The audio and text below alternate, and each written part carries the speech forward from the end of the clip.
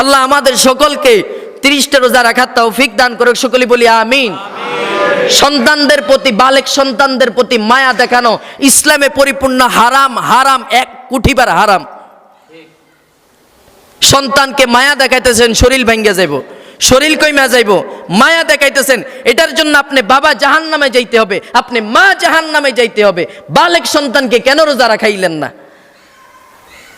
বাবা নিজেই তো রোজা রাখে না, কি সন্তানকে রোজা রাখবে? কেমন কপাল পোড়া, চিন্তা করে না যে আমি খাইতে গেলাম, এমন সময় যদি আজরাইল হাজির হয় কি অবস্থা হবে আমার? এর চাইতে কপাল পোড়া, নির্লজ্জ, বেহায়া আর গুরুত্বপূর্ণ একটা মাস, আল্লাহর ভয় তাকওয়া অর্জন করার মাস, রহমতের মাস, মাগফিরাতের মাস, নাজাতের মাস।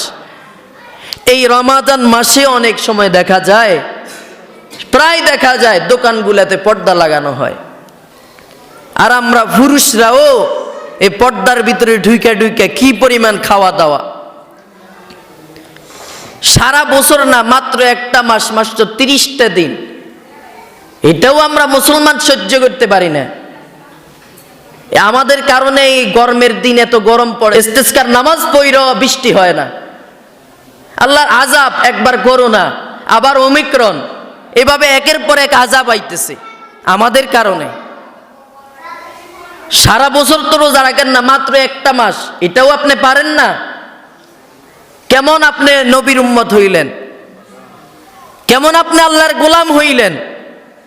আপনার চাইতে একটা হিন্দু ভাই তো ভালো, আপনি পর্দা টানাইয়া ওপেন ভাবে খাইতেছেন।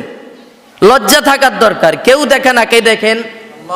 পর্দা, যতই পর্দা টানান, হা হা, দুনিয়ার মানুষকে ধোঁকা দেওয়া যায়, আল্লাহকে ধোঁকা দেওয়া যায় ভাই? বলেন, আল্লাহকে ধোঁকা দেওয়া যায়?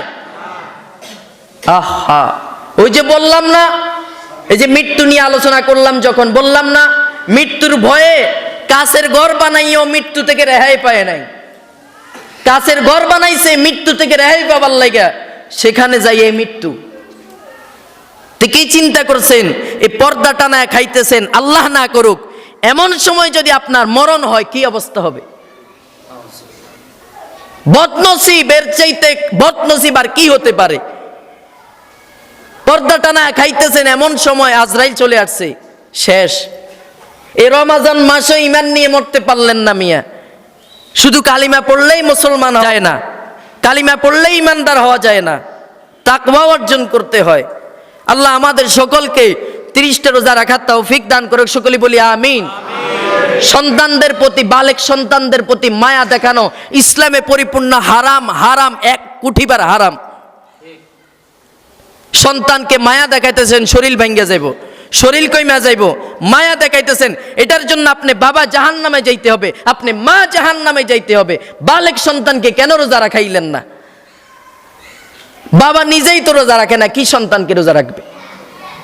কেমন কপাল পোড়া, চিন্তা করে না যে আমি খাইতে গেলাম, এমন সময় যদি আজরাইল হাজির হয় কি অবস্থা হবে আমার?